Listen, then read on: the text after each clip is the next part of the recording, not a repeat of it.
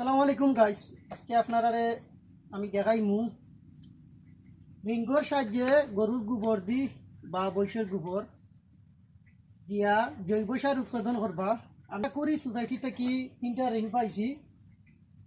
তো সিমেন্ট বালি দিয়া নিচে মাটির মাঝে বসাইছি, সিমেন্ট বালি দিয়া আমি নিচে 1 ইঞ্চি পরিমাণ যেতই কেঁচুয়া জির সার উৎপাদন করমু।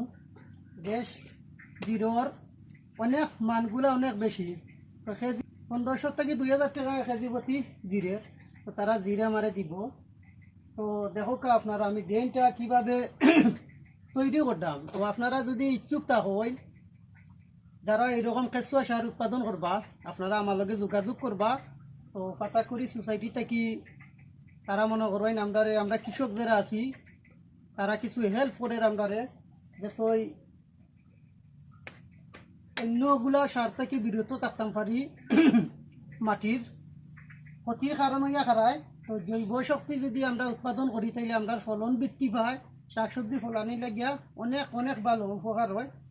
তো আপনারা দেখাইম আমি লাস্ট ফিনিশিং আগবা তোরা দেখাও চাই না সবাই দেখাও।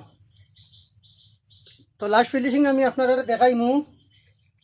তো আপনারা বীজা যদি গোবরগুলা থাকে তাইলে কিছুগুলা অর্ধেক অর্ধেক গোবরগুলা শুকাই দিবা রইদ রাখিয়া। আপনারা দেখতে পারতাম আমি যে রিংগুলো আছে রিঙ্গো নিচে মশলা দিয়া সিমেন্ট দিয়া ডালাই করে দিছি। আপনারা এরকম করে দিবা।